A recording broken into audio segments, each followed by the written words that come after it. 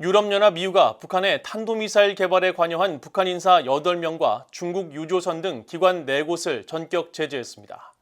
EU는 북한의 거듭된 탄도미사일 발사가 국제 비확산 체제를 훼손한다고 규탄하며 앞으로 이런 대북 독자 조치를 계속 활용할 것이라고 밝혔습니다. 안소영 기자가 보도합니다.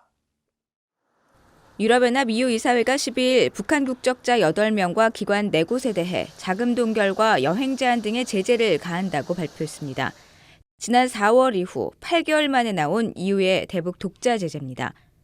개인 제재 대상은 북한 군수공업부 소속의 김수일과 북한의 첨단 무기 개발 기관인 제2자연과학원 소속 변광철, 정영남, 오영호, 북한의 무기 수출 회사인 조선광업개발무역회사의 김광현, 길종훈, 또 조선연봉무역회사의 박광훈, 김호규 등 8명입니다. 이들은 핵과 탄도미사일 프로그램에 자금을 지원하는 등 북한의 불법무기 프로그램에 직접적으로 관여했다고 EU는 지적했습니다.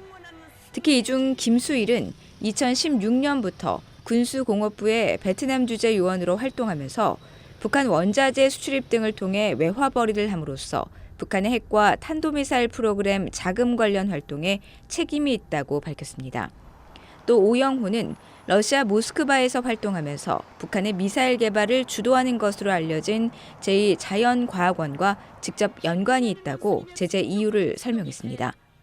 기관으로는 북한 군수공업부 소속 로켓공업부와 그 산하에 있는 로운산 무역회사를 비롯해 불법 선박간 환적으로 북한의 정제유를 공급하며 유엔 안보리 결의를 위반한 뉴콩크호와 유니카호 등 유조선 두 척이 포함됐습니다.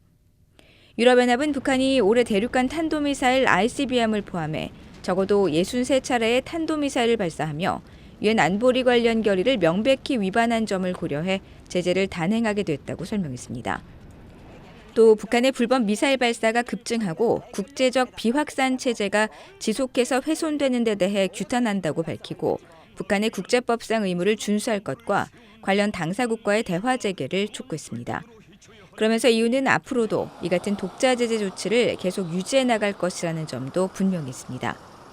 이번 조치로 EU의 대북 독자 제재를 받은 개인은 73명, 기관은 17곳으로 늘었습니다.